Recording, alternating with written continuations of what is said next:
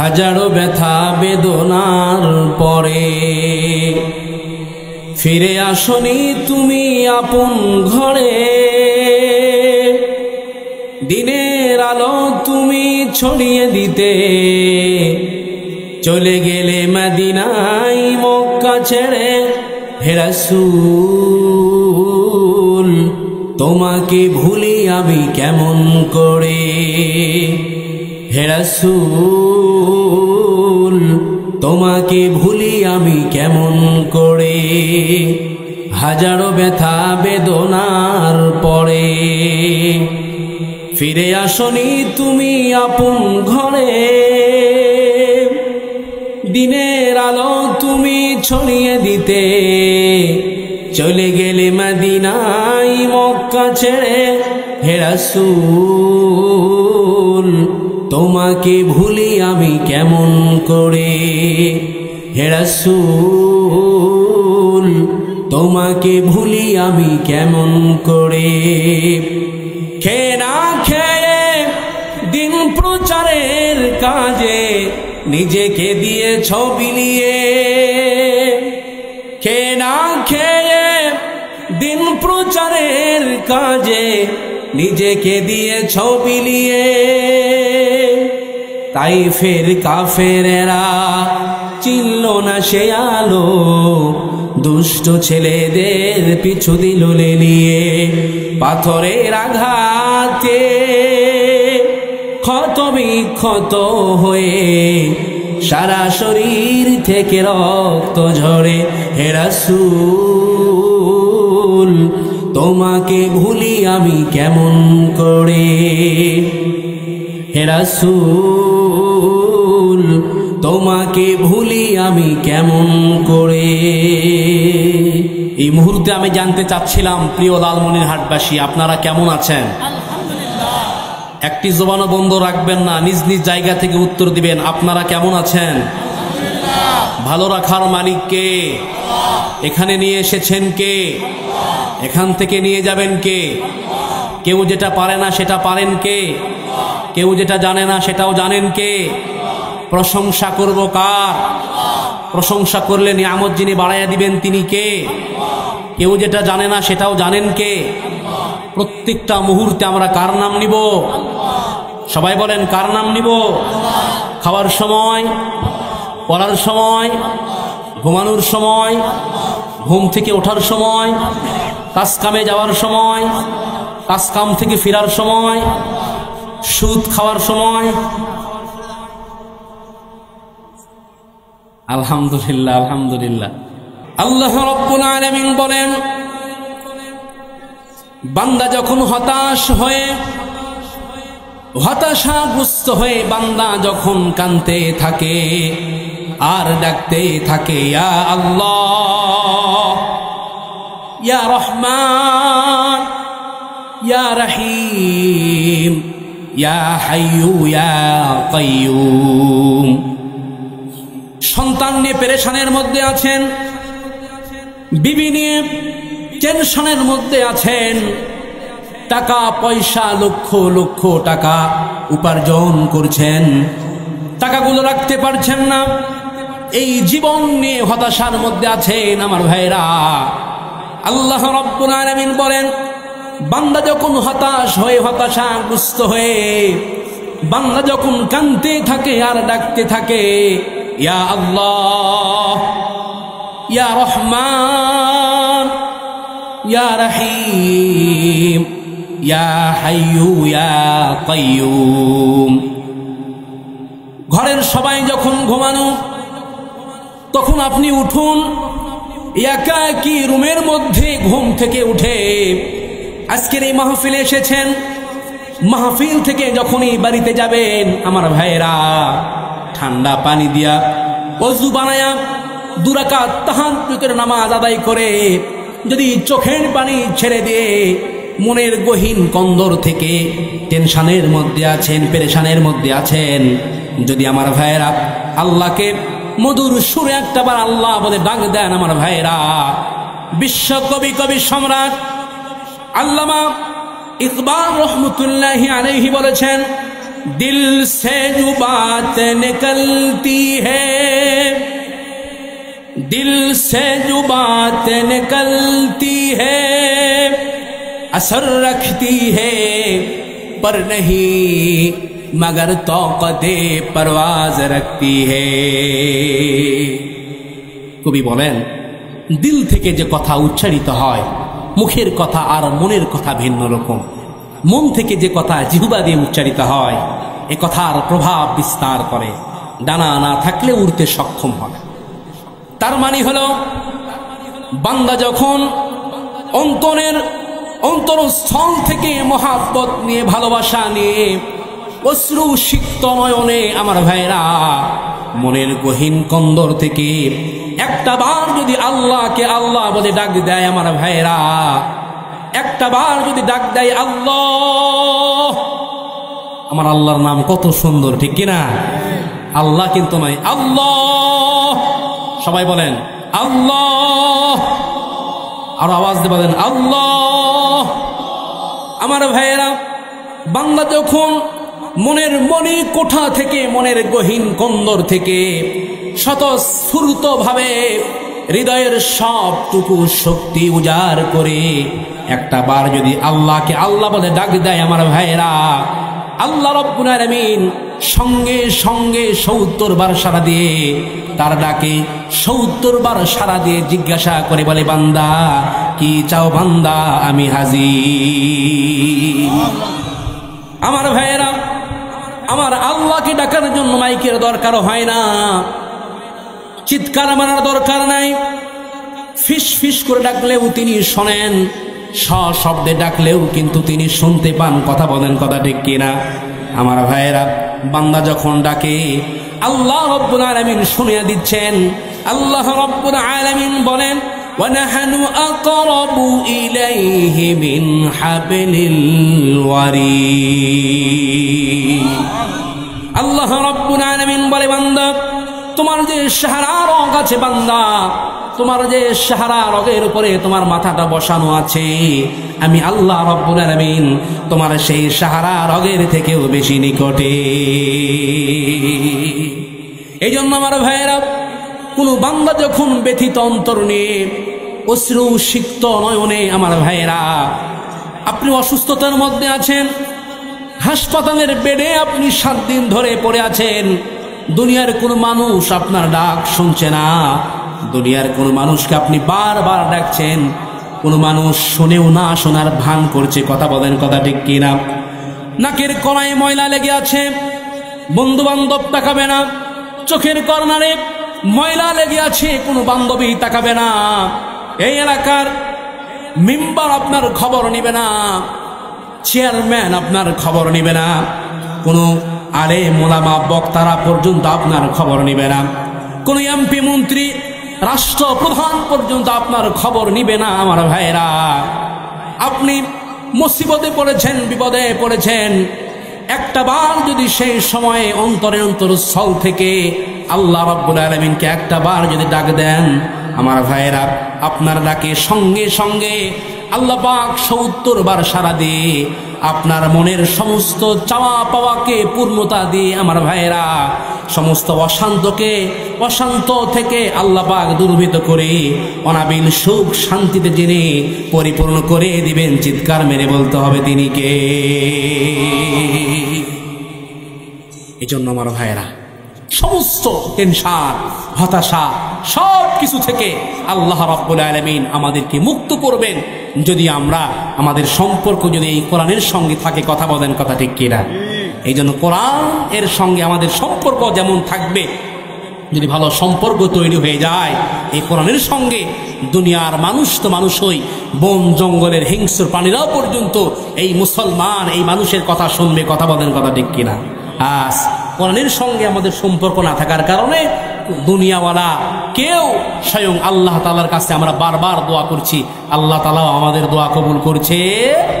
আজ সমাজের মধ্যে, রাষ্ট্রের মধ্যে পেরেশান, টেনশন, এর একমাত্র কারণ হলো আমাদের সমাজের মধ্যে, রাষ্ট্রের মধ্যে কোরআনের কোনো বিধান নাই। কথা বলেন, কথা ঠিক কিনা?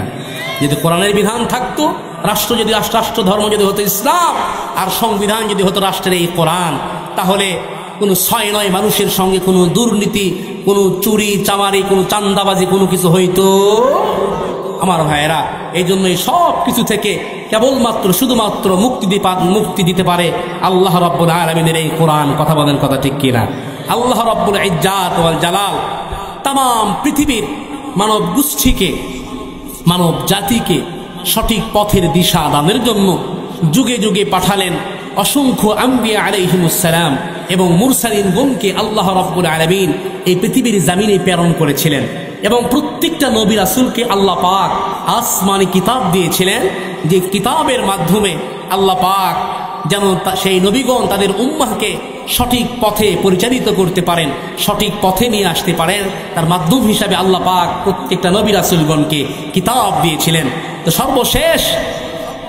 সর্বশেষ আমাদেরকে সঠিক রাস্তা চেনানোর জন্য, সঠিক পথের দিশা দানের জন্য পাঠালেন নবিয়ুনা হাবিবুনা খলিলুনা মুরশিদুনা কুদওয়াতুনা রফিকুনা সাইয়্যিদুনা জনাবে মুহাম্মদুর রাসূলুল্লাহ সাল্লাল্লাহু আলাইহি ওয়াসাল্লামকে। এবং তিনি যেন রাস্তাটা সুন্দর করে দেখাতে পারেন, এই জন্য আল্লাহ রাব্বুল আলামিন তাকে দিলেন কোরআনুল কারীমের মতন আজিম একখানা কিতাব। বলেন সুবহানাল্লাহ।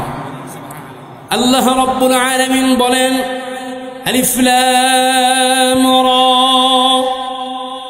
কিতাবুন আনজালনাহু ইলাইকা লিতুখরিজান নাসা মিনাজ যুলুমাতি ইলান নূর।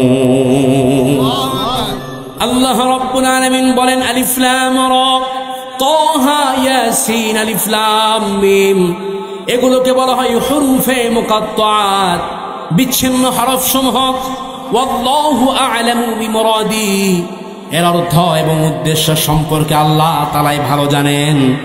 এরপরে রব বলছেন কিতাবুন আনজালনাহু ইলাইকা লিতুখরিজান নাসা মিনাজ যুলুমাতি ইলান নূর।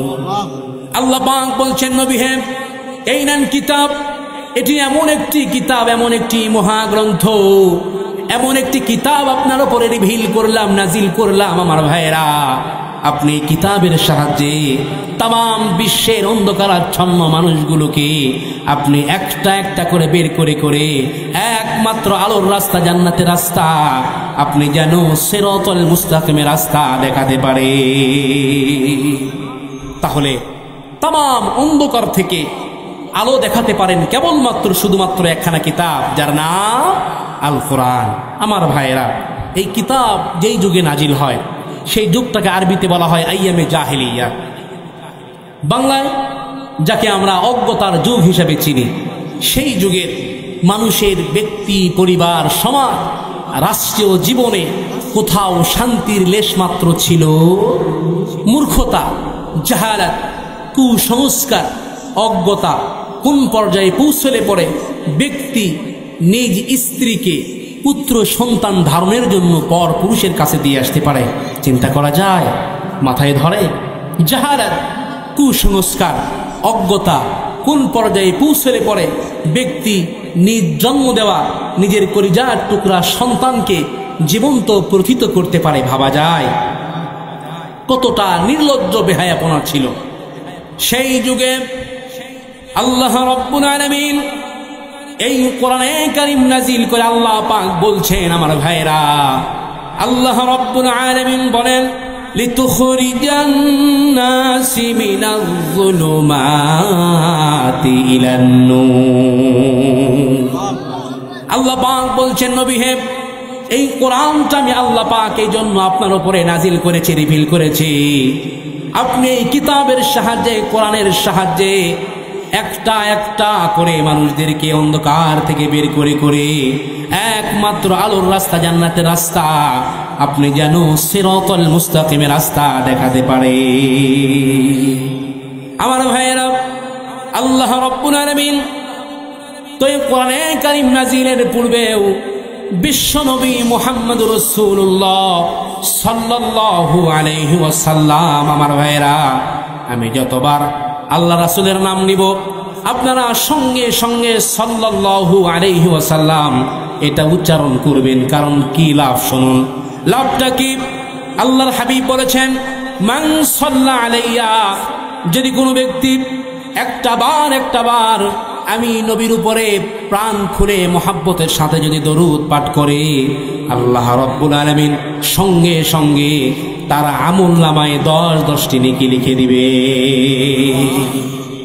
আল্লাহ রাব্বুল আলামিন এই কোরআনে কারীম তার হাবিবের প্রতি নাজিলের পূর্বেও বিশ্বনবী মুহাম্মদ সাল্লাল্লাহু আলাইহি ওয়াসাল্লাম আরবের তদানীন্তন সময় এরকম কুসংস্কার, মাজলুম নিপীড়িত মানবতাকে জুলুমের কবল থেকে বাঁচানোর জন্য তিনি তার জীবনের গুরুত্বপূর্ণ 15টি বছর তিনি মানবতাকে মুক্তির রাস্তা দেখানোর জন্য তিনি চেষ্টা করেছেন। এবং এই চেষ্টা করতে গিয়ে তিনি একটি মুভমেন্ট, একটি আন্দোলন করেছিলেন। আমরা যারা ইসলামিক হিস্টোরি পড়েছি তারা জানি সেই আন্দোলনের নাম ছিল হিলফুল ফুদুল। সবাই বলেন কি ছিল? হিলফুল ফুদুল। সেই হিলফুল ফুদুলের মাধ্যমেও মুহাম্মদ সাল্লাল্লাহু আলাইহি ওয়াসাল্লাম কাঙ্ক্ষিত সফলতা লাভ করতে পারে। ওটারও উদ্দেশ্য ছিল আত্মমানবতার সেবায় নিজেকে নিয়োজিত করবেন, অন্ধকারাচ্ছন্ন সমাজটাকে আলোকিত করবেন, মাজলুম নিপীড়িত মানবতাকে জুলুমের কবল থেকে বাঁচাবেন, মানুষকে একটুখানি শান্তি দিবেন। এই জন্য তিনি চেষ্টা করেছেন 15 বছর। সবাই বলেন কত বছর? এই 15 বছর চেষ্টা করার পরেও তদানীন্তন সময় আল্লাহর হাবিব সাল্লাল্লাহু আলাইহি ওয়াসাল্লাম একটা মিনিটের জন্য শান্তি প্রতিষ্ঠিত করতে পারে।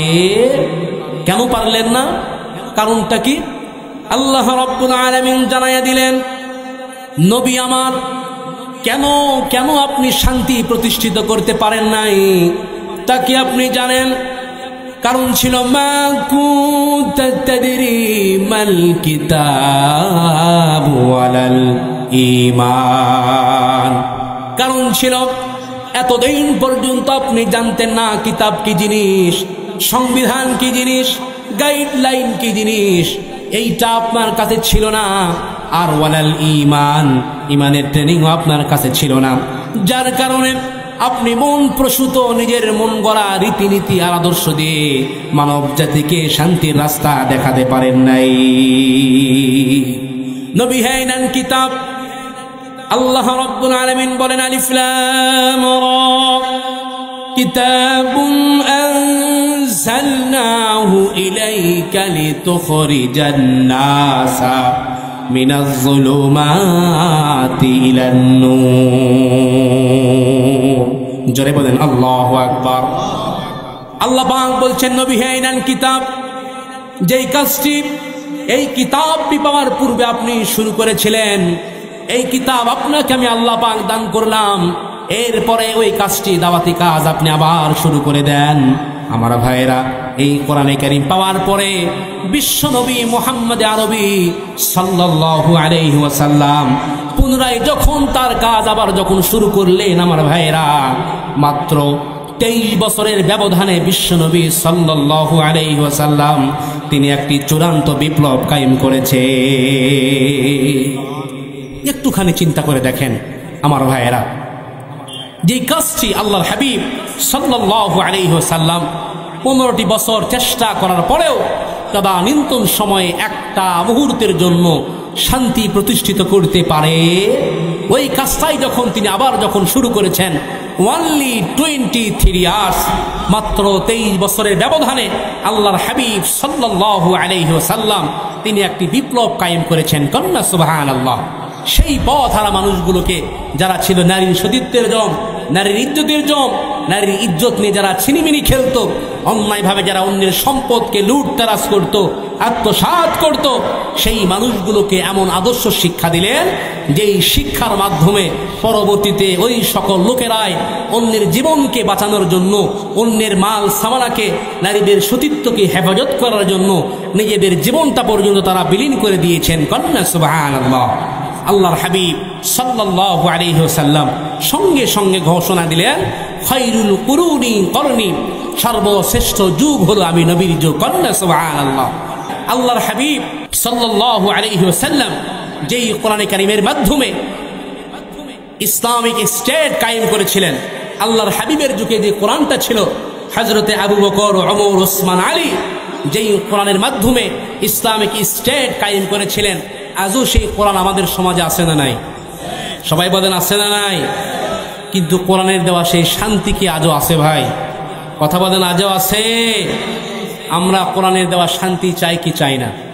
সবাই বলেন চাই কি চাই না? এই শান্তি কি শুধু চাইলেই হবে, নাকি শান্তির জন্য নিজেকে সাজাইতে হবে, নিজেকে শান্তির জন্য তৈরি করতে হবে? আমার প্রিয় ভাইয়েরা, কথা বলেন ঠিক কিনা? এই জন্য শান্তির আলোকে, এই কোরআনের আলোকে, কারণ কোরআন হলো এমন একটি পরশ পাথর, এই কোরআনের কাছে যারাই এসেছেন জিরো হয়ে, কোরআন তাদের জীবনের গতি পাল্টিয়ে তাদেরকে হিরো বানাইয়া দিয়েছেন। কন্যা সুবহানাল্লাহ। হযরতে আবু বকরের দিকে তাকান। আবু বকরকে আল্লাহ রাব্বুল আলামিন জিরো থেকে হিরো বানিয়ে দিয়েছেন আমার ভাইরা। হযরতে ওমরের দিকে তাকান।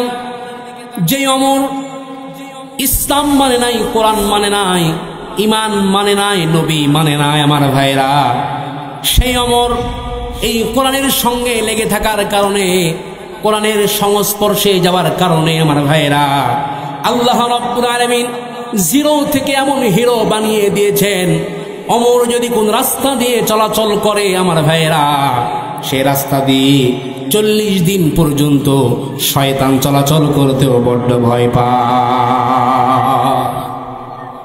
সেই ওমরকে আল্লাহ পাক কতটা মর্যাদা দান করলেন। বিশ্বনবী মুহাম্মদ আরবি সাল্লাল্লাহু আলাইহি ওয়াসাল্লাম আমার ভাইরা, আল্লাহর হাবিব বলেছেন, আমার পরে আল্লাহ রাব্বুল আলামিন যদি কাউকে নতুন করে নবুয়ত দান করতেন, তাহলে ওমরকে আল্লাহ পাক নবুয়ত দান করতেন। বলেন না সুবহানাল্লাহ। কোরআনের সঙ্গে লেগে থাকার কারণে, এই কোরআনের রাষ্ট্র পরিচালনা করার কারণে হযরতে ওমরকে আল্লাহ রাব্বুল আলামিন অর্ধ পৃথিবীর পরিচালনার দায়িত্ব আল্লাহ পাক দান করেছিলেন। কোরআন নিয়ে এমন সুন্দর রাষ্ট্র গঠন করেছিলেন হযরতে ওমর আমার ভাইরা। ইতিহাসের পাতায় আছে, বাঘে হরিণে একই কূপে পানি পান করেছে। হযরতে ওমরের যুগে কেউ কারো দিকে যারা পরিমাণ হিংস্র মনোভাব নেওয়া পর্যন্ত তাকায় নাই। কথা বলেন, কথা ঠিক কিনা আমার ভাইরা? সেই ওমরকে আল্লাহ পাক কতটা মর্যাদা দান করেছেন, রাষ্ট্র এমনইভাবে পরিচালনা করেছেন। তিনিও ছিলেন একজন ন্যায় বিচারক, ন্যায় একজন শাসক ছিলেন। কেমন করে রাষ্ট্র পরিচালনা করেছেন আমার ভাইরা? হযরত ওমর ছিলেন একজন খলিফা, আর খলিফার দায়িত্ব হলো ন্যায় বিচার করা। হযরতে ওমর রাদিয়াল্লাহু তাআলা আনহুর দরবারে তার কলিজার টুকরা সন্তান আবু শামার বিরুদ্ধে একটি মামলা হয়েছিল। হযরতে ওমর রাষ্ট্র থেকে যখনই বাড়িতে চলে গেলেন, বাড়িতে যাওয়ার পরে দেখেন কলিজার টুকরা সন্তান আবু শামা খাবার খাচ্ছে। ডাক দিয়ে বললেন, আবু শামা, কলিজার টুকরা সন্তান আমার, তুমি জলদি করে খাবার খেয়ে নাও, তোমার একটা বিচার আছে।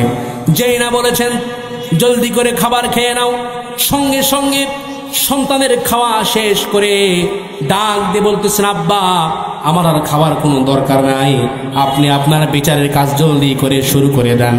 বাবাও যেমন সন্তানও বানিয়েছেন সেই রকম, কথা বলেন ঠিক কিনা? আর আমরা বাবাও যেমন, সন্তানও সেই রকম 2 নাম্বার। এমন সন্তান দুনিয়ার জমিনে রেখে যাচ্ছি আমার ভাইরা, ওকে তো লাল পানি। আর এই লালমনির হাটের জমিনে এমন সন্তান আমরা রেখে যাচ্ছি আমার ভাইরা, বাবা খায় তো লাল পানি, আর সন্তান গাঞ্জা খায়, ইয়াবা খায়, আরো কত কি খায়, আছে না না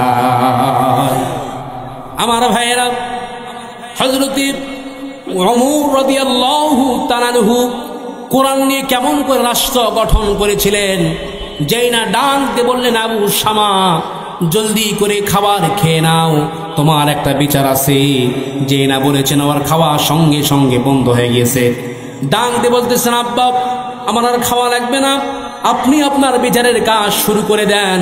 আমার ভাইয়েরা, সঙ্গে সঙ্গে হযরতে ওমর রাদিয়াল্লাহু তাআলা আনহুর স্ত্রী দৌড় দিয়ে স্বামীর সামনে হাজির হয়ে বলতেছেন, স্বামী গো, কি হয়ে গিয়েছে, কি হয়েছে, আপনি এত চিৎকার করছেন কেন? হযরতে ওমর বললেন, স্ত্রী, আমার দরবারে একজন মহিলা মামলা দায়ের করেছে, একজন মহিলা নালিশ দিয়েছে। তার নাতিকে নাকি আমার ছেলে ধর্ষণ করেছে। এই কথা যারা শুনেছেন, এই কথা শোনার সঙ্গে সঙ্গে আমার ভাইয়েরা তার স্ত্রী কিছুটা বিচলিত হয়ে পড়লেন। কারণ চিন্তা করলেন এ তো স্বাভাবিক কোনো মানুষ নয়, আল্লাহর কোরআন ছাড়া তো যারা পরিমাণ কোনো বিচার করবে না। সুতরাং নিজের কলিজার টুকরা সন্তানকে বাঁচাবার জন্য আমার ভাইরা সঙ্গে সঙ্গে তার স্ত্রী পিছনের দরজায় চলে গেছেন।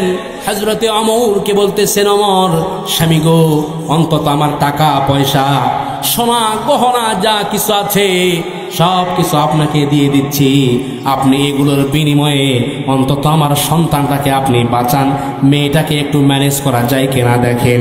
এই কথা যায় না বলেছেন আমার ভাইয়েরা। এই কথা বলার সঙ্গে সঙ্গে হযরতে ওমর রাদিয়াল্লাহু তাআলা আনহুর চেহারা একেবারে আগুনের গোলার মতো লাল হয়ে গেল। আমার ভাইয়েরা স্ত্রীকে ধমক দিয়ে বলতেছেন, স্ত্রী তুমি কি আল্লাহ পাকের বিধান হতে তুমি আমাকে সরে যাও?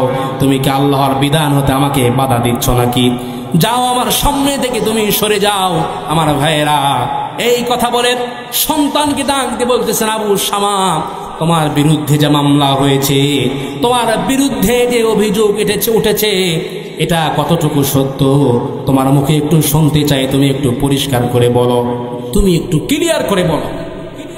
সন্তান সঙ্গে সঙ্গে কয়, বাবা হ্যাঁ আমি একটু নাবিজ খেয়েছিলাম, বন্ধু বান্ধবদের পাল্লায় পড়ে নাবিজ খেয়েছিলাম, যার কারণে ব্রেন ঠিক ছিল না, মাথাটা বিগড়ে গিয়েছিল, আবেগে পড়ে এই কাজটি আমি করেছি, আবেগে পড়ে এই কাজটি করেছি। আপনি অন্তত দয়া করে মায়া করে আমাকে আপনি মাফ করে দেন, আপনি আমাকে ক্ষমা করে দেন। হযরতে ওমর কয়, বাবা বলে যার টুকরা সন্তান আমার, মাফ যদি চাইতেই হয় আল্লাহর কাছে মাফ চাও, কারণ কাল কিয়ামতের ময়দানে জাহান্নামের ভয়াবহ আগুন থেকে তোমাকে বাঁচাতে চায়। আল্লাহু আকবার বলেন। আমার ভাইয়েরা এই কথা বলে প্রধান বিচারপতিকে ডাক দিয়ে বললেন, জল্লাদ চাবুক মারা শুরু করে দাও, চাবুক মারা আরম্ভ করে দাও। আমার ভাইয়েরা জল্লাদ চাবুক মারা শুরু করেছে, তাও চামড়ার চাবুক দিয়ে 80টা বেত মারা হয়ে গিয়েছে। জমিনের উপরে সন্তান বেহুশ হয়ে পড়ে গিয়েছে। আমার ভাইয়েরা আল্লাহ রাব্বুল আলামিন বলেন, আয-যানিয়াতু ওয়াজ-যানি ফাজলিদু কুল্লা ওয়াহিদিম মিনহুমা মিয়াতা জালদা। জোরে বলেন আল্লাহু আকবার। সূরা নূরের এই 2 নম্বর আয়াত পড়ার পরে জিনার যে বিচার ব্যবস্থা আছে আমার ভাইরা, এই আয়াতে কারিমা পড়ার পরে সঙ্গে সঙ্গে এই বিচার ব্যবস্থা শুরু হয়ে গেল। 80টা বেত মারা হয়ে গিয়েছে। সন্তানের নাক মুখ দিয়ে রক্ত উঠে জমিনে বেহুশ হয়ে পড়ে গিয়েছে। আমার ভাইরা স্ত্রী দৌড় দিয়ে এসে স্বামীর পা চেপে ধরেছেন, অন্তত আজকের মতে কলিজা টুকরা সন্তানরা আপনি মাফ করে দেন, আর যা মারা দরকার আপনি আগামীতে এর আবার মারবেন, অন্তত আজকের মতে আমার সন্তানরা আপনি মাফ করে দেন। আমার ভাইয়েরা হযরতে ওমর রাদিয়াল্লাহু তাআলা আনহু বলেন, স্ত্রী আয়াতের মধ্যে তো ওয়াও শব্দ নাই, অর্থাৎ মিয়াতা ওয়া জালদা নাই। আল্লাহ পাক যেহেতু বিরতি দেয় নাই, তাহলে আমি কেমনে বিরতি দেই? আমার দয়া কি আল্লাহর চাইতে বেশি নাকি? আল্লাহর দয়া, আল্লাহর মায়া, আল্লাহর ভালোবাসার চাইতে আমার দয়া ভালোবাসা বেশি নাকি? তুমি বাধা দিও না, স্ত্রী সরে যাও, তুমি দূরে সরে যাও। এই কথা বলে স্ত্রীকে দূরে সরে দিয়েছেন। সন্তানের নাক মুখ দিয়ে রক্ত উঠে জমিনে বেহুশ হয়ে পড়েছেন। আমার প্রিয় ভাইরা, সন্তান জমিনে বেহুশ। হযরতে ওমর রাদিয়াল্লাহু তাআলা আনহু জল্লাদকে আবার ডাক দিয়ে বললেন, চাবুক মারা শুরু করে দাও। 80টা মারার পরে যখন নাক মুখ দিয়ে রক্ত উঠে সন্তান একেবারে মরার উপক্রম হয়ে গিয়েছে আমার ভাইয়েরা, কিন্তু আরো 20টা মারা লাগবে। সন্তান তো সঙ্গে সঙ্গে মারা গেছে।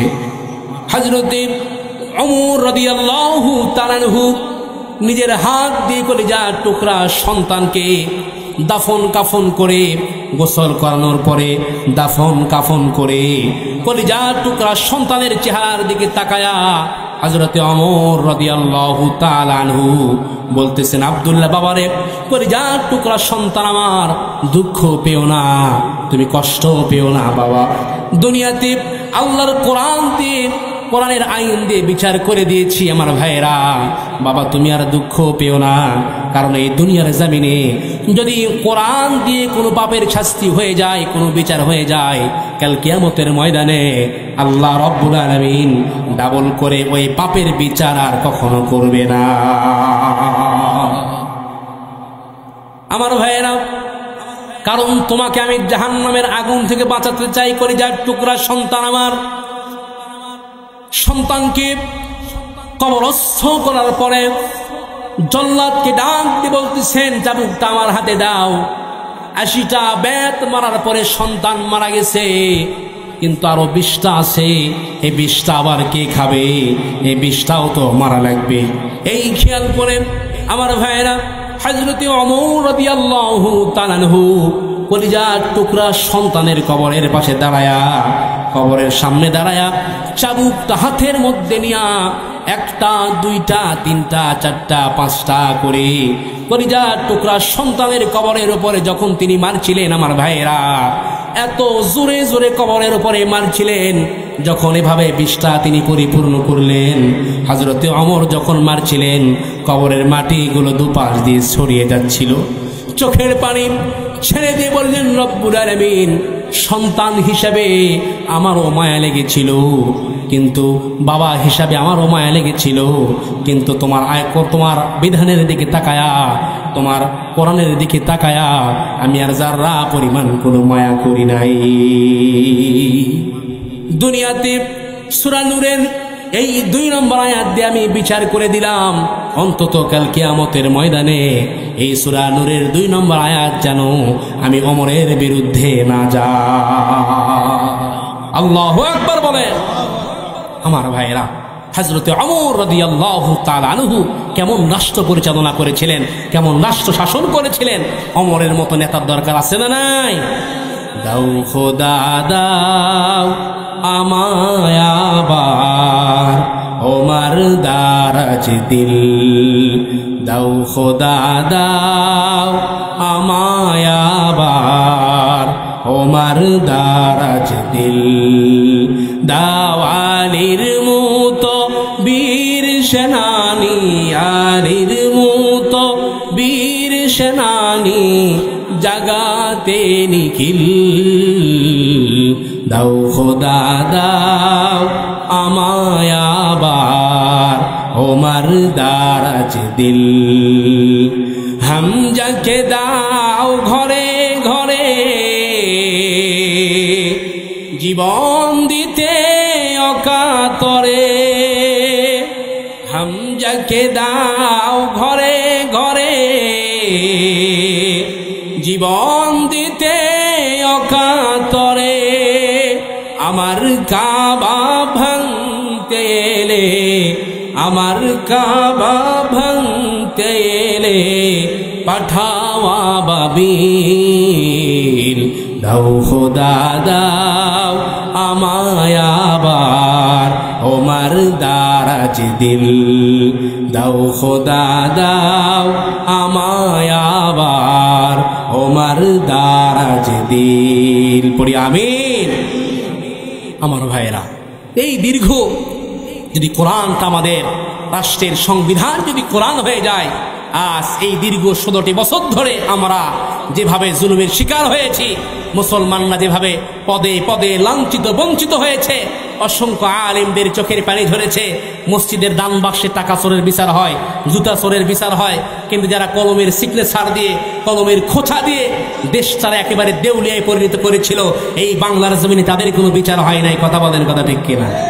এই জন্য আমরা বলতে চাই, আল্লাহ পাক কোনো জালেমকে ধরে না, ধরে না, ধরে না, কিন্তু ধরলে আল্লাহ পাক ছাড়ে না। আমার প্রিয় ভাইয়েরা, এই দুনিয়ার কোন জালেমকে আল্লাহ পাক এত সহজে ধরে না, ধরে না, ধরে না, কিন্তু যখন ধরেছেন তখন কিন্তু আর ছাড়ে। নমরুদের মতো জালেমকে, এত বড় জালেমকে আল্লাহ রাব্বুল আলামিন ধরে নাই আমার ভাইরা। কিন্তু যখন পাকড়াও করেছেন আর ছাড়ে নাই, একেবারে সেরা জুতার বাড়ি খাওয়াইতে খাওয়াইতে এই দুনিয়া থেকে বিদায় করে দিয়েছে, ঠিক কিনা? ফেরাউনের মতো শয়তানকে আল্লাহ পাক ধরে না। কত বড় শয়তান ছিল, কত বড় জালেম ছিল ফেরাউন। স্ত্রী আসিয়ার হাতের মধ্যে পেরেক লাগিয়েছিল, পায়ের মধ্যে পেরেক লাগিয়েছিল, মাথার মধ্যে শলাকা লাগিয়ে মাথার উপরে গরম তেল ঢেলে দিত আমার ভাইরা। জীবন্ত ছোট্ট ছোট্ট বাচ্চাকে একেবারে ফুটন্ত তেলের মধ্যে দিয়ে জীবন্ত প্রাণে একেবারে হত্যা করে ফেলতো। কথা বলেন, কথা ঠিক কিনা আমার ভাইরা? সেই শয়তানকে আল্লাহ পাক ধরে না। কিন্তু যখন পাকড়াও করেছেন, যখন ধরেছেন, আর আল্লাহ পাক ছাড়ে নাই। একেবারে নীল নদের পানির মধ্যে চুবায়া চুবায়া এই দুনিয়া থেকে বিদায় করে দিয়েছে। আমার দেশেও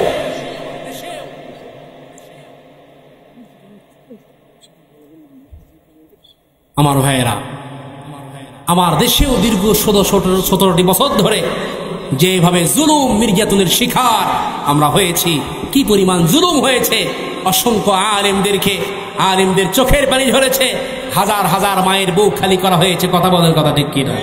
এই রংপুরের আবু সাইদ বুকে তাজা রক্ত দিয়েছে আমার প্রিয় ভাইয়েরা, যেন এই বাংলার জমিনে কোনো বৈষম্য কোনোদিন স্থান না পায়। কথা বলেন, কথা ঠিক কিনা?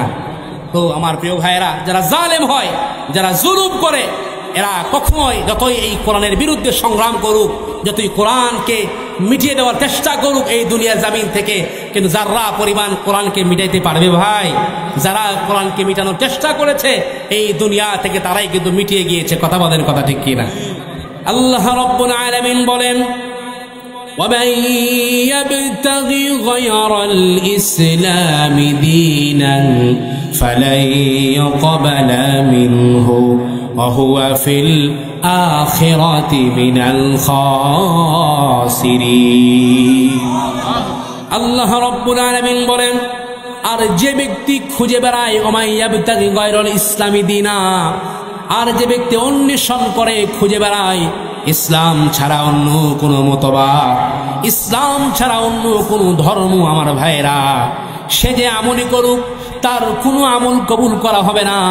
সে যদি নামাজ পড়ে তার নামাজ কবুল হবে না, সে যদি রোজা রাখে তার রোজা কবুল হবে না, সে যদি হজ করে আমার ভাইরা তার হজও কিন্তু কবুল হবে না।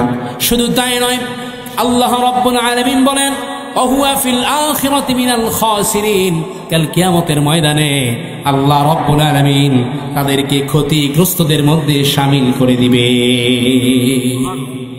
এজন্য কোরআন মানা ছাড়া, ইসলাম ছাড়া আমাদের বিকল্প কোন রাস্তা। এই জন্য আমার ভাইয়েরা, শুধু কোরআনের মাহফিলে আসবেন আর বসে বসে ঝিমাবেন, কোরআনের কথা হবে আর উঠে উঠে চলে যাবেন, তাই করলে হবে না। আল্লাহ রাব্বুল আলামিন বলেন, যারা নিজেদেরকে কোরআনওয়ালা বলে দাবি করেন, মুসলমান বলে দাবি করেন, আল্লাহ রাব্বুল আলামিন বলেন, الذين آتيناهم الكتاب يتلونه حق تلاوته। জোরে বলেন আল্লাহু আকবার। আল্লাহ রাব্বুল আলামিন বলেন, আমি যাদেরকে কোরআন দিয়েছি, যাদেরকে কিতাব দিয়েছি, যারা নিজেদেরকে কোরআনওয়ালা বলে দাবি করেন, মুসলমান বলে দাবি করেন, তাদের এই কোরআনে কারিমের প্রতি 1 নম্বর দায়িত্ব হলো এই কোরআনে কারিমের যথাযথ হক আদায় করে এই কোরআনে কারিমের তেলাওয়াত তারা করবে। এটা হলো এই কোরআনে কারিমের 1 নম্বর দায়িত্ব আমার ভাইয়েরা। 2 নম্বরে, এই কোরআনে কারিমের প্রতি আমাদের দায়িত্ব হলো, 1 নম্বরে এই কোরআনে কারিমের প্রতি আমাদের দায়িত্ব, আল্লাহ তাআলার কোরআনটা আমরা সহি শুদ্ধ করে তেলাওয়াত করব। শুধু এমন নয় যে রমজান মাসে বারবার কোরআনের খতম দেয়, বাকি মাসে কোনো খবর নাই আমার ভাইরা, এমনটা করলে হবে না। আমাদের সমাজে বহু লোক পাওয়া যায় রমজান মাসে যারা বারবার কোরআনের খতম দেয়, বাকি মাসে কোনো খবর নাই, এমন লোক আমাদের সমাজে আছে না নাই?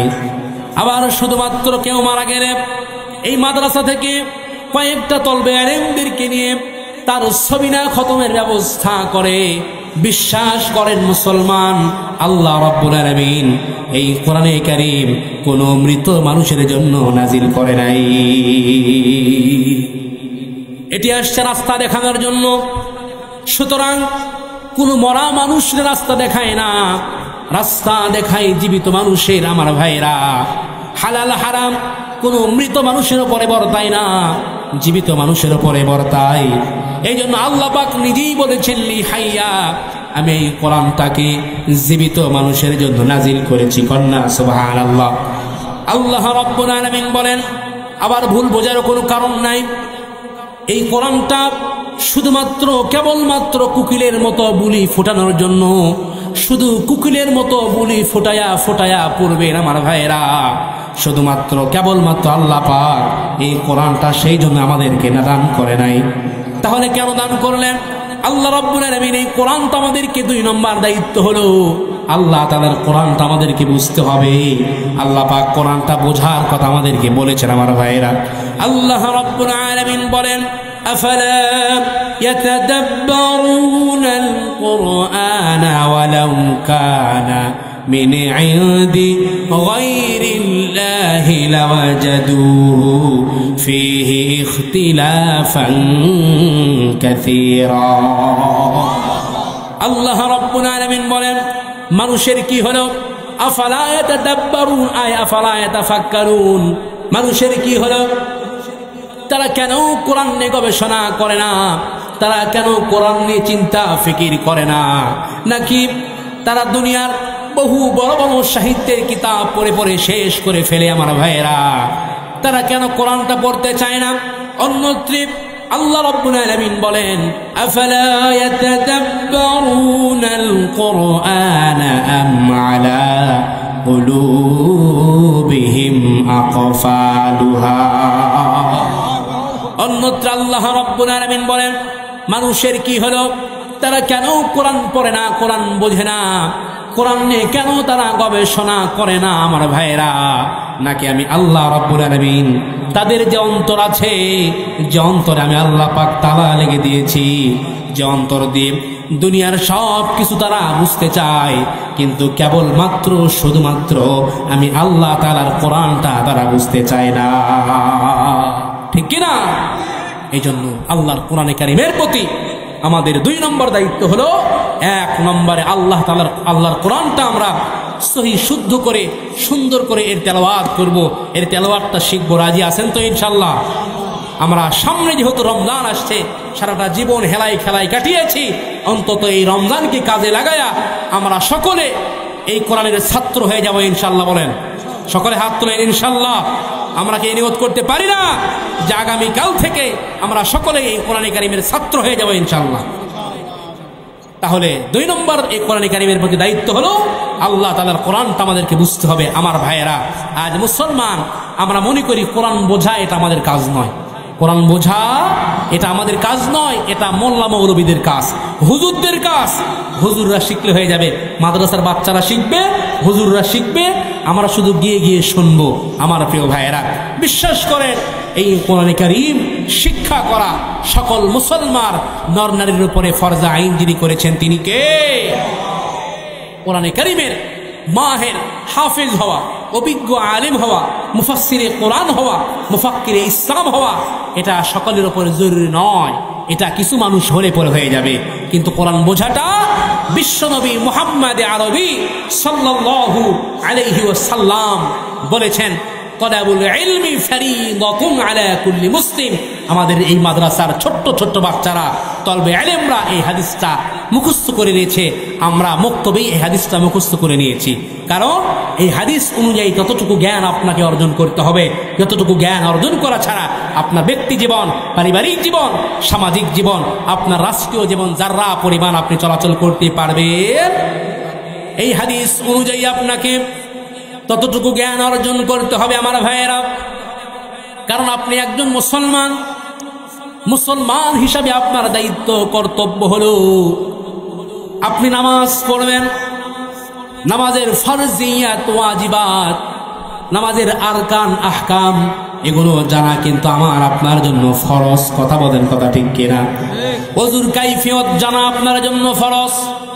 ওযু কেমন করে করতে হয়, কিভাবে করবেন, আগে হাত ধোবেন নাকি মাথা 3 বার ধোবেন, আমার ভাইরা এই জ্ঞানটুকু জানাও কিন্তু আমার আপনার জন্য ফরজ। কথা বলেন ঠিক কিনা? একান্তভাবে নির্জনে স্ত্রীর সঙ্গ আপনি পেতে চান, আপনার স্ত্রীর সঙ্গে সময় আপনি কাটাতে চান, আমার ভাইরা ওই সময়ে যে দোয়াটা পাঠ করতে হয়, পড়তে হয়, এই দোয়াটা শিক্ষা করাও কিন্তু আমার আপনার জন্য ফরজ। ঠিক কিনা বলেন? আপনি একজন খামারি, গরু পালছেন, ছাগল পালছেন, আমার ভাইরা বাড়িতে ছাগল পালছেন আর অন্যের গাছের পাতা কেটে এনে নিজের ছাগলকে আপনি খাওয়াচ্ছেন। গরু পালছেন, অন্যের জমিন থেকে ধান কেটে এনে অন্যের ফসল আদি নষ্ট করে আপনার গরুকে আপনি খাওয়াচ্ছেন। এটা আপনার জন্য কতটুকু বৈধ সম্মত, আমার ভাইরা এই জ্ঞানটুকু জানাও কিন্তু আপনার জন্য ফরজ। এই জন্য আমার ভাইয়েরা 2 নম্বরে আল্লাহ তাআলার কোরআনটা আপনাকে বুঝতে হবে। 3 নম্বরে যা পড়বো আর যা বুঝবো তা দিয়ে নিজেদের ব্যক্তি জীবন, পারিবারিক জীবন, সামাজিক জীবন, আমার রাষ্ট্রীয় জীবন, আমার অর্থনীতি, আমার সমাজনীতি, আমার রাজনীতি, আমার গোটা জীবনে যা কিছু প্রয়োজন সব কিছু এই কোরআনে কারিমের মধ্যে আছে না নাই? জোরে বলেন, আছে না নাই? আল্লাহ রাব্বুল আলামিন বলেন, হাদা বায়ানুল লিন্নাসি ওয়া হুদাউ ওয়া মাউইযা। জোরে বলেন আল্লাহু আকবার। আল্লাহ রাব্বুল আলামিন বলেন, এই কোরআন গোটা মানব গোষ্ঠীর জন্য, মানব জাতির জন্য স্পষ্ট বর্ণনা, আমার ভাইরা। আল্লাহ পাক বলছেন, বান্দা তোমার জীবনে কোন জিনিসের প্রয়োজন বান্দা, তোমার কি প্রয়োজন বান্দা, এমন কোনো বিষয় নাই যেটা তোমার প্রয়োজন সেটাকে আমি আল্লাহ রাব্বুল আলামিন এই কোরআন থেকে বাদ দিয়েছি। সব কিছু দিয়ে, তিবিয়ানাল লিকুল্লি শাই, সব কিছু দিয়ে আল্লাহ রাব্বুল আলামিন এই কোরআনটাকে মুকাম্মিল করেছেন। কন্যা সুবহানাল্লাহ। বিশ্বাস করেন আপনারা? আমার ভাইয়েরা, আমার দেশের দৃষ্টান্ত যদি আমি দেই তাহলে সেই বঙ্গভবন থেকে শুরু করে আমার দেশের, আমার পরিবার পর্যন্ত কোথায় কি দরকার কোরআনে কারিমে আছে না নাই? সবাই বলেন, আছে না নাই? কি আমি করব আর কি করব না, কোরআনে কারিম সব দিক নির্দেশনা দিয়ে দিয়েছেন। কথা বলেন, কথা ঠিক কিনা? আমার ভাইয়েরা, আমরা মনে করি কোরআনে কারিমের মধ্যে কোনো রাজনীতি নাই, কোনো অর্থনীতি নাই, সমাজনীতি নাই।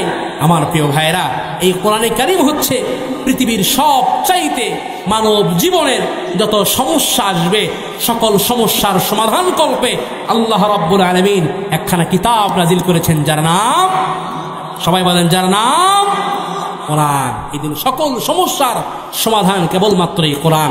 আজ এই কোরআনের কাছে আমরা আসি না, আমরা যে কোনো বিপদে পড়ি আগে দৌড়াই মেম্বারের কাছে, মাতব্বরের কাছে, চেয়ারম্যানের কাছে, কিন্তু সকল সমস্যার সমাধান যে কোরআনের মধ্যে আছে, আজ এই কোরআন থেকে সমাধান না নেওয়ার কারণে ভাইয়ের সঙ্গে ভাইয়ের কোনো সুসম্পর্ক নাই।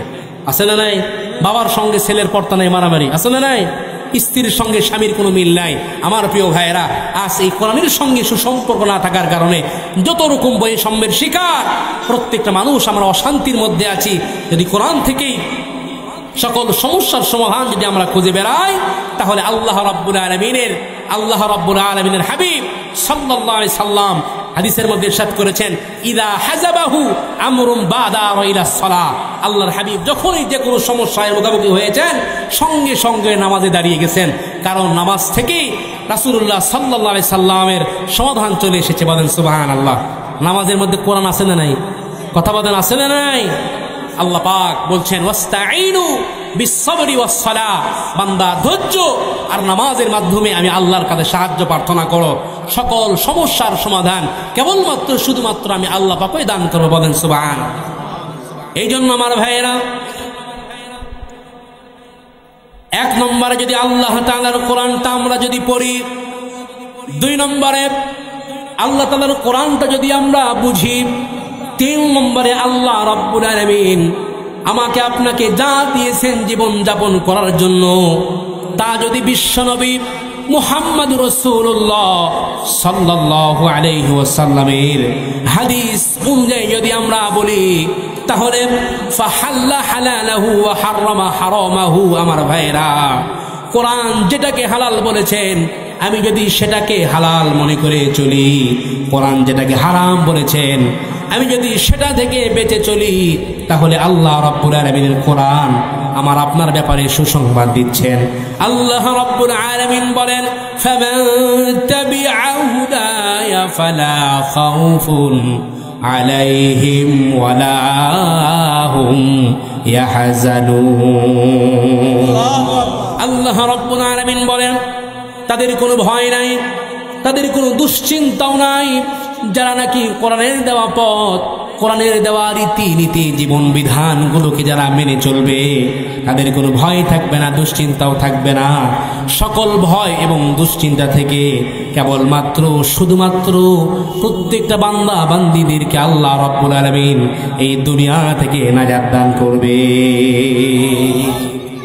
তবে শর্ত হলো এই কোরআন তো আমাদেরকে পড়তে হবে, নাম্বার 1। 2 নম্বর, আল্লাহ তাআলার কোরআনটা আমরা বুঝবো। নাম্বার 3, এই কোরআন অনুযায়ী যা পড়বো আর যা বুঝবো তা দিয়ে নিজেদের ব্যক্তি জীবন, পারিবারিক জীবন, সামাজিক জীবন, রাষ্ট্রীয় জীবন, আমার অর্থনীতি, আমার সমাজনীতি, আমার রাজনীতি, আমার গোটা জীবনে যা কিছু আছে সব কিছুই এই কোরআনের আঙ্গিকে সাজাতে হবে। রাজি আছেন তো ইনশাল্লাহ? আমার প্রিয় ভাইয়েরা, শুধু এমনি এমনি নাম কেউ আসতে নিজেকে মুসলমান বলে দাবি করলেই হবে? সাহাবায়ে কেরাম রিদওয়ানুল্লাহু আলাইহিম আজমাইন, তিনারা ইসলাম গ্রহণ করেছেন, এই কোরআনের উপরে এমন অটল অবিচল ছিলেন, সব কিছু ঝড় উপেক্ষা করে যাররা পরিমাণ জীবন দিয়েছেন, জীবনের বিনিময়ে তারা তারপরেও এই কোরআনকে হেফাজত করেছেন, এই কোরআনের উপরে অটল অবিচল আদিষ্ট ছিলেন। কথা বলেন, কথা ঠিক কিনা? আজ আমার যুবক কলিজার টুকরা যুবকরা, আমরা যেভাবে ঘোরাফেরা করি, যুবকরা চলাচল করি, কোরআনের কেমন ধারণ করি না, লালন করি না, কোরআনটা পড়তে আমরা চাই না। অথচ ইসলামে সব চাইতে যুবকদের অবদান বেশি। যুবকরা যদি চায় সব কিছুকেই পরিবর্তন করতে পারবে। কথা বলেন, কথা ঠিক কিনা? কিন্তু আমার কলিজার টুকরা, আমার সোনার দেশের যুবকরা, তারা যত রকম বেহায়াপনা, অশ্লীলতা আর গুনাহের কাজের দিকে তারা প্রতিযোগিতা করে। কথা বলেন, কথা ঠিক কিনা?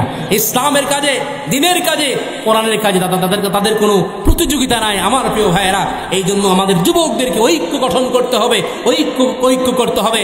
এই জীবনের বিনিময় হইলেও কোরআনের মান শানকে এই বাংলার জমিনে কোনো ক্রমেই আমরা এদিক সেদিক হতে দেব না। কথা বলেন, কথা ঠিক কিনা?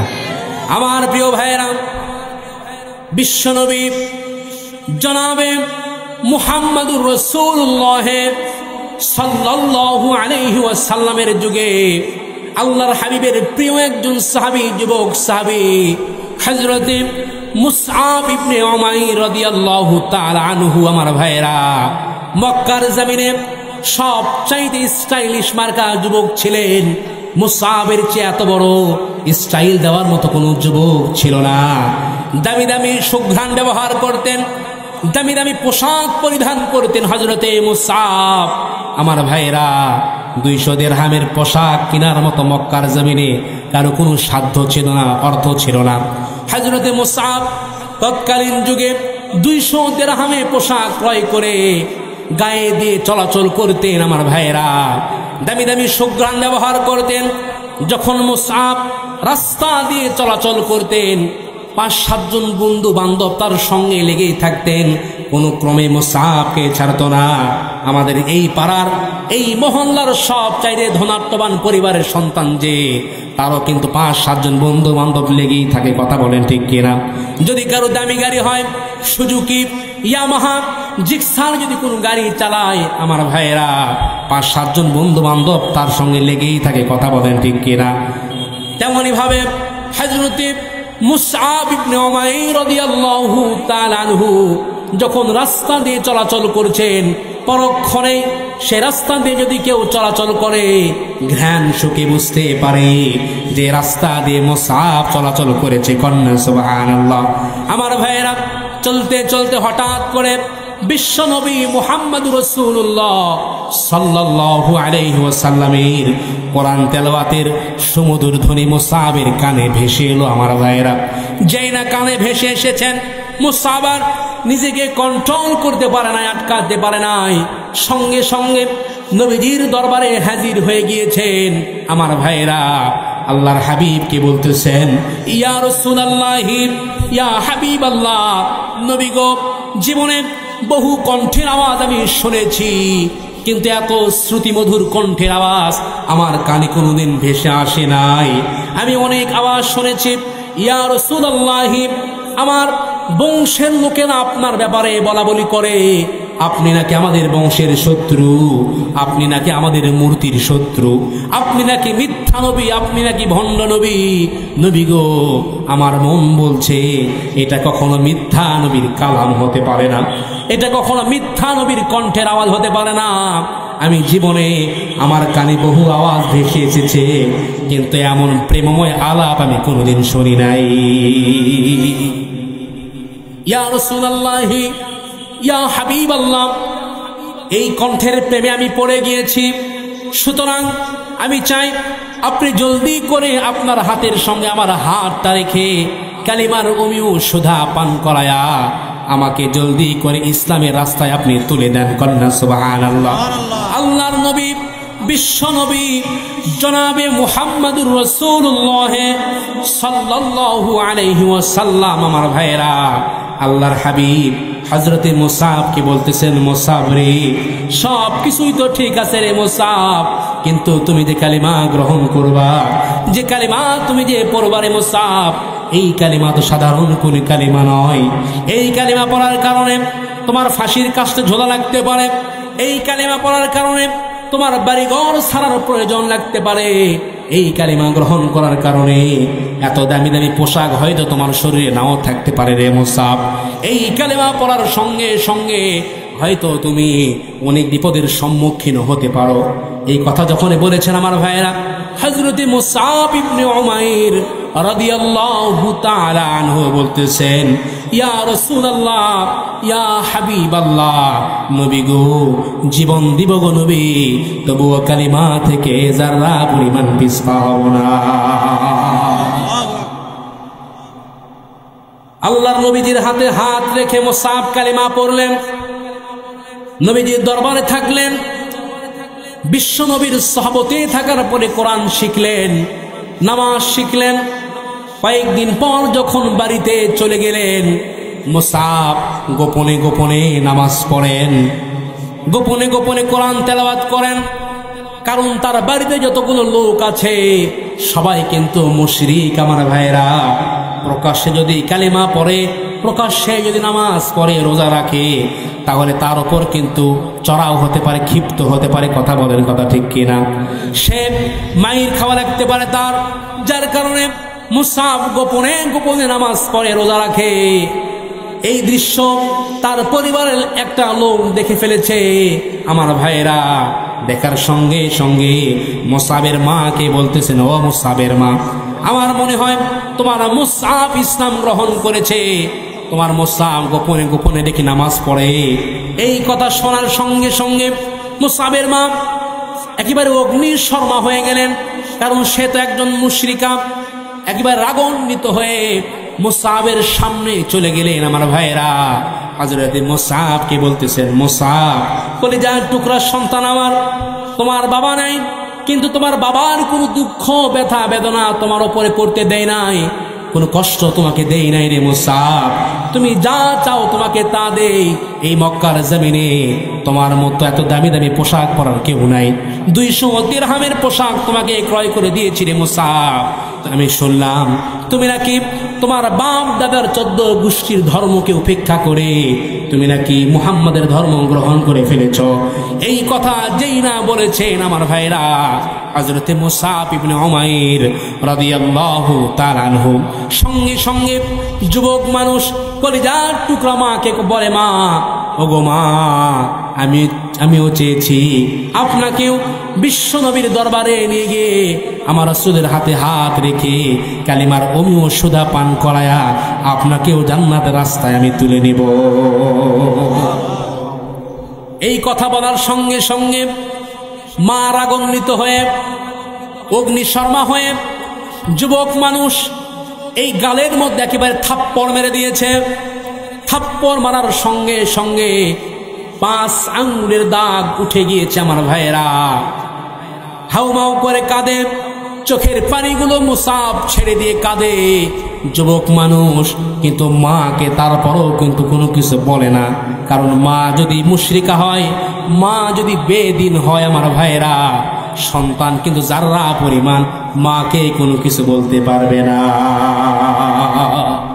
মাকে কোনো কটু কথা বলতে পারবে না। মা যদি সন্তানকে মারধর করে, বাবা যদি সন্তানকে গালিগালাজ করে আমার ভাইয়েরা, তারপরও সন্তান কিন্তু বাবা মার উপরে যারা পরিমাণ কোনো ক্ষিপ্ত হতে পারবে না। কথা বলেন ঠিক কিনা? আজ আফসোস করে বলতে হয়, আমার সোনার দেশের অনেক যুবক ভাইয়েরা যারা পিতামাতার গায়ে হাত দেয়, মা বাবাকে পর্যন্ত মারধর করে। কথা বলেন, কথা ঠিক কিনা? অনেক সন্তান আছে মাকে ঘর থেকে বের করে দেয়, বাবাকে ঘর থেকে বের করে দেয়। সন্তানের কাছে মা বাবা ভিক্ষুকের মতো হাত পাতায় যে বাবা আমার একটু এটা খাইতে মন চায়, আমার সেইটা খাইতে মন চায়, একটু টাকা দে না বাবা। সন্তান দেয় না ভাই, সন্তান ঘর ধাক্কা দিয়ে মাকে বের করে দেয়। আমি বলতে চাই, ও কলিজার টুকরা যুবক ভাই আমার, তুমি তোমার মাকে ঘর ধাক্কা দিয়ে বের করে দাও নাই, তুমি তোমার বাবাকে মারো নাই, বরং তুমি তোমার জান্নাতের রাস্তাটাকে বন্ধ করে দিয়েছ। ঠিক কিনা?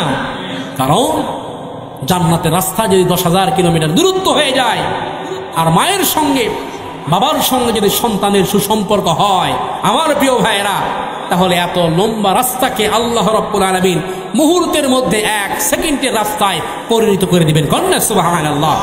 আল্লাহর হাবিব সাল্লাল্লাহু আলাইহি সাল্লাম বলেছেন, লাউ কাতাতা জিলদাক, সন্তানের পায়ের নিচে মায়ের বেহেশত, সন্তানের পায়ের নিচে মায়ের জান্নাত। আল্লাহর হাবিব বলেন, লাউ কাতাতা জিলদাক, যদি কোনো সন্তান গায়ের চামড়া কেটে মায়ের একজোড়া চপ্পল জুতা বানিয়ে দেয়, তবুও মায়ের এক ঢোক যে দুধ পান করেছে, এই দুধের ঋণ কোনোদিন শোধ করতে পারবে? মায়ের এক ধার দুধের দাম কাটিয়া গায়ের চাম, মায়ের এক ধার দুধের দাম কাটিয়া গায়ের চাম, পাপুল বানাইলে ঋণের শোধ হবে না, এমন দরদি হবে কেউ হবে না আমার মাগো, এমন দরদি হবে কেউ হবে না আমার মাগো। ঠিক কিনা ভাই? মায়ের থেকে এত কোনো দরদি আছে? যুবকরা নিজের বাপ মার সঙ্গে ভালো সম্পর্ক নেয়, বাপ মার সঙ্গে খারাপ সম্পর্ক, মাজারে মাজারে দৌড়াই, মহস্থানে যায়, অমুক বাবার দরবারে যায়, অমুক বাবার দরবারে যায়, বইয়ের বাচ্চা নেয়, পানি পড়া নিতে যায়, এক নিতে চায়, সে নিতে চায়। আরে ভাই, তাম দুনিয়া সমস্ত বক্তারা, সমস্ত আলেমরা, সমস্ত হুজুররা, সমস্ত পীর সাহেবরা, তাম দুনিয়ার সমস্ত মানুষরা যদি মিলে যদি 1 গ্লাস পানিতে পরে যদি ফু দেয়, আর আপনার কলিজার টুকরা আব্বা আম্মা যদি অপর আর 1 গ্লাস পানিতে পরে যদি ফু দেয়, মুহূর্তের মধ্যে আপনার আব্বা আম্মা যে গ্লাস পানিতে পরে ফু দিয়েছে আল্লাহর কাছে কবুল হয়ে যাবে। বলেন সুবহানাল্লাহ। এই জন্য মা বাবার সঙ্গে খারাপ আচরণ করার কোনো অবকাশ প্রত্যেকটা মুহূর্তে মুহূর্তে আমরা সকলেই জানি। ওয়াইস আল কারনি নাম শুনেছি, বাজিদ বুস্তামি রাহিমাহুমুল্লাহ মায়ের দোয়ার বদলতে একজন আল্লাহর ওলিতে পরিণত হয়ে গেছেন। কন্যা সুবহানাল্লাহ। আমার ভাইয়েরা, ওয়াইস আল কারনি বিশ্বনবী সাল্লাল্লাহু আলাইহি ওয়াসাল্লামের দরবারে আবেগ আপ্লুত হয়ে হৃদয়ের বড় তামান্না, বড় খাহেশাত, বড় চাহাত আমার ভাইয়েরা নবীজির কাছে চিঠি প্রেরণ করেছেন। ইয়া রাসূলুল্লাহ, ইয়া হাবিবাল্লাহ, আমার মনের বড় তামান্না, মনের বড় খাহেশাত, আপনার সাহাবতে থাকবো, আমি একটু সাহাবীর মর্যাদা অর্জন করতে চাই, কিন্তু বাড়িতে আমার বৃদ্ধ মা একা, আমার মা ছাড়া, আমার মায়ের আমি ছাড়া দুনিয়াতে আর কেউ নাই, আমি যদি চলে যাই আমার মায়ের খেদমত করার কোনো লোক নাই। আমার ভাইয়েরা, এই মায়ের কারণে আমি আর যাইতে পারি না। আমার ভাইয়েরা, এই চিঠি যখন প্রেরণ করেছেন আল্লাহর হাবিব সাল্লাল্লাহু আলাইহি ওয়াসাল্লামের কাছে এই চিঠি পাওয়ার সঙ্গে সঙ্গে নবীজি চিঠির প্রতি উত্তরে সুন্দর করে লিখে দিয়েছেন, ওয়াইস তোমাকে আমার খেদমতে আসার কোনো দরকার নাই, তোমাকে হর হামেশা তোমার মায়ের খেদমতেই তোমাকে দেখতে চাই। বলেন না সুবহানাল্লাহ। আমার ভাইয়েরা, ওয়াইস বিশ্ব নবীর চিঠি পাওয়ার পরে আর আসে নাই। আল্লাহর হাবিব সাল্লাল্লাহু আলাইহি ওয়াসাল্লাম মৃত্যুর পূর্বে হযরত ওমর রাদিয়াল্লাহু তাআলা আনহুকে সুন্দর করে ওসিয়ত করে গিয়েছেন, ওমর যদি কোনোদিন দেখো করুন নামক শহর থেকে ওয়াইস আল কারি নামের কোনো ব্যক্তি আসে, ওমর তুমি সঙ্গে সঙ্গে তার কাছে গিয়ে তুমি দোয়া চাইবা, দোয়া নিবা। কারণটা কি? কারণ হলো লাউ আকসামা আলাল্লাহি লা বাররাহু, ওয়াইস যদি কসম করে কোনো কিছু আল্লাহর কাছে দোয়া করে, আল্লাহ রাব্বুল আলামিন সঙ্গে সঙ্গে ওয়াইসের দোয়া কবুল করবে। কিসের কারণে ভাই? কিসের কারণে? মায়ের সঙ্গে কানেক্ট রাখার কারণে। মা নিজে না খেয়ে আপনাকে খাওয়ায়, আপনার মা নিজে না খেয়ে আপনাকে খাওয়ায়, বাবা নিজে না পরে সারাটা দিন বাবা চিরা কাপড় পরিধান করে থাকে পরিজার টুকরা সন্তানকে ভালো একটু পড়ার জন্য। কথা বলেন ঠিক কিনা?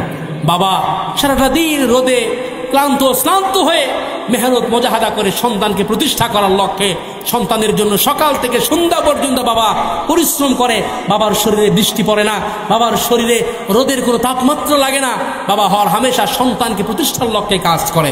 চিন্তা করেছেন সেই বাবা কতটা মহাব্বত করে, কতটা ভালোবাসে?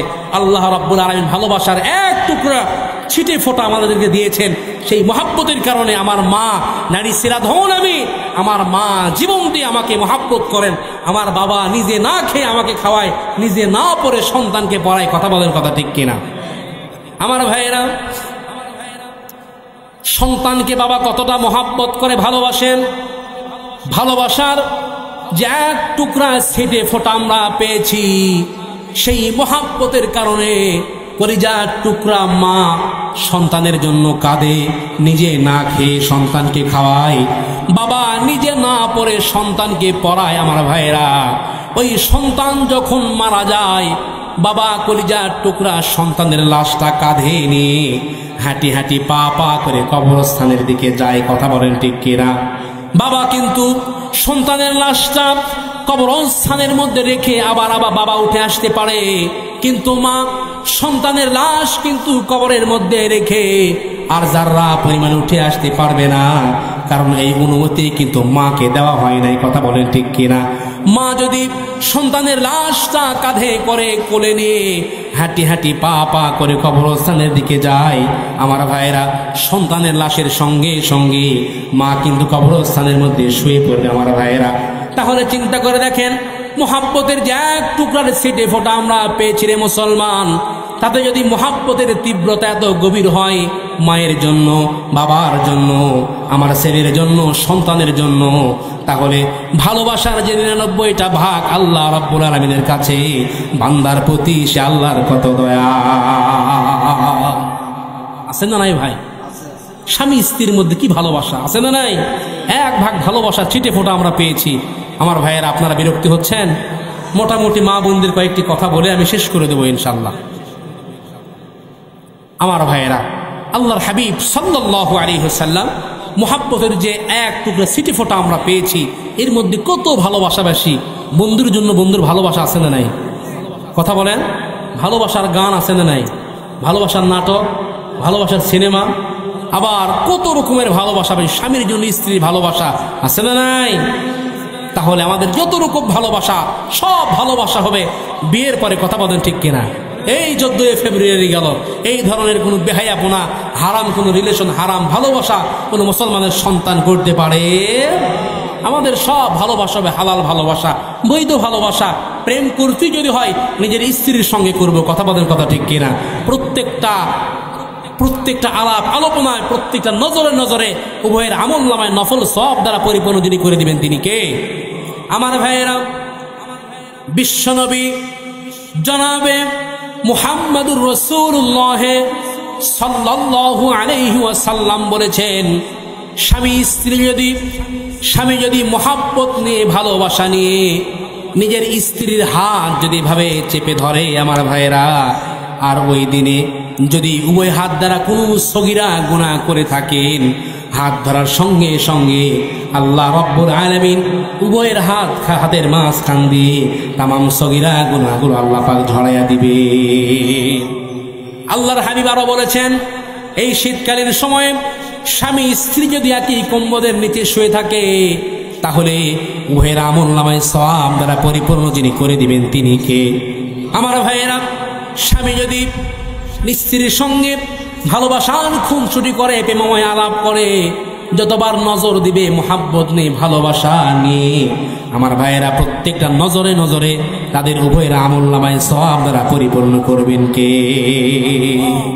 তাহলে কি সুন্দর, কি ভারসাম্যপূর্ণ ইসলাম আমরা আল্লাহর কাছে পেয়েছি, একটু চিন্তা করে দেখেন। আর নিজের বইয়ের সাথে গল্প গুজব করা বাদ দিয়ে কেউ যদি ভাবির সাথে করে, শালীর সাথে করে, কাজিনের সাথে করে ভাই, তাহলে সওয়াব আছে না গুনাহ আছে? কথা বলেন। তাহলে কি ভারসাম্যপূর্ণ ইসলাম আমরা পেয়েছি, হালাল জায়গায় নজরে নজরে সওয়াব। কথা বলেন ঠিক কিনা? এই জন্য আল্লাহ পাক বলেন, ওয়ায়ালামু খাইনাতাল আয়ুন, কেউ যদি চিকন ভিন্ন কোনো ছিদ্র দিয়েও হালাল জায়গা বাদ দিয়ে ভিন্ন কোনো নারীর দিকে নজর করে, কাল কিয়ামতের ময়দানে আল্লাহ রাব্বুল আলামিন তাদেরকে জিনাকারের কাতারে দাঁড় করাবেন। বলেন নাউযুবিল্লাহ। এই জন্য আমার মা বোনদেরকে বলতে চাই, আপনাদের যত রকম সাজু গুজু, যত রকম যা কিছু সাজা গোজা করা দরকার, সব কিছু আপনার স্বামীর মনোরঞ্জন করার জন্য আপনাকে করতে হবে। কথা বলেন, কথা ঠিক কিনা? মা বোনদের 4টি কারণ বলে আমি শেষ করে দেব। আমার প্রিয় ভাইয়েরা, অনেক মা বোনেরা সুন্দর করে নামাজ কালাম পড়ে, রোজা রাখে, তাহাজ্জুদ পড়ে, কালো বোরকা পরে, হাতে পায়ে মুজা পরিধান করে বাহিরে চলাচল করে, আর নিজেকে নেককার মনে করে। অনেক আছে নিজেকে নেককার মনে করে না। ততক্ষণ পর্যন্ত আল্লাহ পাক আপনাকে জান্নাত দান করবে না, যতক্ষণ না আপনার মধ্যে 4টা গুণ পাওয়া না যাবে। জোরে বলেন কয়টা গুণ? সবাই বলেন কয়টা গুণ? 4টা গুণ। আল্লাহ পাক যে মহাব্বত ভালোবাসা দিয়েছেন আমার ভাইয়েরা, যদি কোনো মা বোনদের মধ্যে 4টা গুণ পাওয়া যায়, তাহলে সেই মা বোনদের দুনিয়াও শান্তি, আখিরাতেও শান্তি। মৃত্যুবরণ করার সঙ্গে সঙ্গে আল্লাহ রাব্বুল আলামিন জান্নাত দান করবেন। বলেন সুবহানাল্লাহ। অনেক মা বোনেরা নামাজ পড়ে, রোজা রাখে, আর নিজেকে নেককার মনে করে। আমার ভাইয়েরা, যদি কোনো মা বোনদের মধ্যে 4টা গুণ যদি পাওয়া না যায়, তাহলে সেই মা বোনদের দুনিয়াও ধ্বংস, আখিরাতও ধ্বংস। 1 নম্বর গুণ হলো, তার স্বামী যখনই বাড়িতে আসবে, সঙ্গে সঙ্গে দুনিয়ার সব কাজগুলো তাকে স্থগিত করতে হবে, শেষ করতে হবে। তার স্বামীকে সময় দেওয়া, এটাই হচ্ছে তার জন্য আসল কাজ, এবং এটাই তার উপরে ফরজ। কিন্তু আজকে বাংলাদেশে এরকম বউ না থাকার কারণে অধিকাংশ স্বামীরা পরকিয়া করে। পরকিয়া প্রেমের পিছনে দায়ী হলো অধিকাংশ নারী। ও যদি একটু রেসপন্স করে বিশ্ব নবীর এই হাদিসের দিকে তাকায়া, আমার ভাইয়েরা, স্বামী 8 ঘন্টা, 7 ঘন্টা, 10 ঘন্টা ডিউটি করে বাড়িতে আসছে, আর স্ত্রী ওই দিকে হাঁসের খাবার নিয়ে ব্যস্ত, আছে না নাই? সবাই বলেন আছে না নাই? তাহলে ওর কাছে হাসি বড় হয়ে গেল, হাসি বড় হয়ে গেল। ওই রকম হাঁসের গলা টিপে মারা দরকার। কথা বলেন ঠিক কিনা? স্বামী 8 ঘন্টা 7 ঘন্টা ডিউটি করে আসছে, আবার কেউ কেউ তো মাশাআল্লাহ স্টার জলসা, জি বাংলা ইত্যাদি এগুলো নিয়ে পড়ে আছে না নাই? আমার ভাইয়েরা, স্বামী আসে দরজায় নক করে, খুলে দেয় না। ছোট্ট বাচ্চা কয় বাবা যাও, তোমার বাবা আসছে, দরজা তাড়াতাড়ি খুলে দাও, তোমার বাবা আসছে, জলদি করে একটু দরজা খুলে দাও, আছে না নাই? আহ, খবরদার, আপনার স্বামীকে আপনি সময় দিবেন। দুনিয়ার সব কাজ সঙ্গে সঙ্গে স্থগিত করে আপনার স্বামীকে সময় দেওয়া, এটা আপনার উপর ফরজ, আপনার উপর দায়িত্ব। সঙ্গে সঙ্গে এই দায়িত্বটা আপনি পালন করবেন। মা বোনদের 2 নম্বর দায়িত্ব হলো, আপনার স্বামী যেটা পছন্দ করেন ওটা যদি হালাল হয়, জায়েজ হয়, আমার ভাইয়েরা, আপনার জীবন থাকতে সেটা আপনাকে মানা লাগবে। স্বামী যদি তার সামনে হাতা কাটা ব্লাউজ পরে থাকতে পছন্দ করেন, স্বামী যদি পছন্দ করেন তার সামনে মাথার চুলগুলো ছেড়ে দিয়ে রাখবেন, কোনো অসুবিধা নেই। বরং আপনার স্বামী যতগুলো চুল দেখবে ততগুলো সওয়াব আল্লাহ রাব্বুল আলামিন আপনাদের আমলনামায় দান করবে। কিন্তু ও চুল ঠিকই দেখায়, চুল ঠিকই ছেড়ে দেয়, কিন্তু নিজের স্বামীর সামনে নয়। এমন শ্যাম্পু মাথায় লাগাইছে রে ভাই, সেই শ্যাম্পুই শুধু চুল উড়ায়, এই পাড়া আর ওই পাড়া ভো ভো করে ঘুরে বেড়ায়, এমন মহিলা আমাদের সমাজে আছে। তারা খোদার কসম করে বলছি, আপনার স্বামীকে চুল দেখানো বাদ দিয়ে কোনো পর পুরুষকে যদি একটা চুল যদি আপনি দেখান, একটা চুল যদি কোনো পর পুরুষ দেখে, খোদার কসম কাল কিয়ামতের ময়দানে ওই কয়টা চুল সাপ হয়ে, বিষাক্ত সাপ হয়ে আপনাকে কামড়াতে থাকবে, সবল মারতে থাকবে। আর আপনার স্বামী যতগুলো চুল দেখবে, আপনার স্বামী যদি চুল দেখে কোনো স্ত্রীর মাথার উপরে হাত এভাবে রাখে, তার হাতের নিচে যতগুলো চুল পড়বে ততগুলো সওয়াব আল্লাহ রাব্বুল আলামিন তাদের আমলনামায় দান করে। বলেন সুবহানাল্লাহ। এখানে যতগুলো স্বামীরা আসছেন মোটামুটি সকলে এটা পছন্দ করেন যে বিয়ের পরে নিজের আব্বা আম্মাকে একই সঙ্গে রাখতে। কথা বলেন ঠিক কিনা? নিজের মা বাপকে একই সঙ্গে রাখতে চায় বিয়ের পরে মৃত্যুর আগ পর্যন্ত, কিন্তু 198% মহিলারা এটা চায় না। বারবার শ্বশুর বাড়ি থেকে ফোন দেয় যে আলাদা থাক, আলাদা খা, ভালো থাকবি, ভালো পড়বি, আছে না নাই? আর যদি মনে করেন একটা ইয়ামা জিক্সার সুজুকি গাড়ি দিছে ভাই, তার তো খবর নাই, শ্বশুরকে একেবারে আব্বা আম্মা ডাকতে ডাকতে ফ্যানটা তুলে ফেলায়, নিজের মা বাপকে ডাকার কোনো খবর নেই, আছে না নাই? এই জন্য খবরদার, খবরদার, যেই আব্বা আম্মা তোমার হাজবেন্ডের জন্য, তোমার স্বামীর জন্য 40টা বছর 30টা বছর মেহনত মুজাহাদা করে জীবনের সর্বত্র বিলীন করে দিয়েছেন, আজকে বার্ধক্য হয়ে যাওয়ার কারণে, বৃদ্ধ হওয়ার কারণে তাদের কোনো দাম নাই, তাদের কোনো মূল্য নাই। এই জন্য খবরদার, শাশুড় শ্বশুর শাশুড়িকে সম্মান করবেন, শ্রদ্ধা করবেন, ভালোবাসবেন। আল্লাহ পাক বরকত দান করবেন। যুবকদেরকে বলে, যুবক কখনো বইয়ের কথা শুনে নিজের মাকে কষ্ট দিও না, নিজের বাবাকে কষ্ট দিও না, আবার বাপ মার কথা শুনে নিজের বইয়ের উপরে টর্চার করো না, নিজের বউকে টর্চার করো না, নিজের বউকেও মাইরো না, নিজের বউকে সম্মান করো। কারণ স্বামী স্ত্রীর বন্ধন এক জীবন্ত বন্ধন, জান্নাতি বন্ধন। জান্নাতের মধ্যে মা ছেলে একসঙ্গে থাকবে না, বাবা ছেলে একসঙ্গে থাকবে না, স্বামী স্ত্রী একসঙ্গে থাকবে। অপরিচিত একজন মেয়ে, অপরিচিত একজন মহিলা যে তোমাকে চিনে না, জানে না, শুধুমাত্র 3টা কবুলের মাধ্যমে তোমার বুকে তার ভালোবাসার জায়গা করে নিয়েছে। কথা বলেন ঠিক কিনা? তোমার অনুপস্থিতিতে তোমার বাড়ির কুকুর থেকে নিয়ে গাছপালা, গরু ছাগল সব কিছুকে সে পাহারা দেয়। কথা বলেন, কথা ঠিক কিনা? সুতরাং তাকেও কষ্ট দেওয়া যাবে। আপনার মা হচ্ছে আপনার ডান চোখ, আর আপনার স্ত্রী হচ্ছে আপনার বাম চোখ। সুতরাং ইনসাফ ভিত্তিক সমাজের মধ্যে, পরিবারের মধ্যে সব কিছু ন্যায় অন্যায় ভাবে আপনি চলাচল করবেন, দেখবেন কোনোদিন গন্ডগোল হবে। এই জন্য আমার ভাইয়েরা, মা বোনদের 3 নম্বর দায়িত্ব হলো তার স্বামীর অনুপস্থিতিতে তার সন্তান এবং মাল সামানাকে ইসলামের জন্য বিসর্জন দিবে, ইসলামের রাস্তায় খরচ করবে, এটা তার উপরে দায়িত্ব। 4 নম্বর আমার মা বোনদের দায়িত্ব হলো যত কঠিন পরিস্থিতি হোক না কেন, কোনো অবস্থাতেই নিজের স্বামীকে কখনোই লানত করতে পারবে না, নিজের স্বামীকে বদদোয়া দিতে পারবে না। কিন্তু স্বামীর সঙ্গে একটু যদি মন মালিন্য হয়ে যায়, সঙ্গে সঙ্গে লানত করতে থাকে, আসে না নাই? সন্তানের সঙ্গে একটু যদি কথা কাটাকাটি হয়ে যায়, এদিক সেদিক হয়ে যায়, আমার ভাইয়েরা সন্তানকে অভিশাপ দেওয়া শুরু করে, আসে না নাই? আল্লাহর হাবিব বলেছেন জাহান্নামে অধিকাংশ নারী যাবে 2টা কারণে আমার ভাইয়েরা।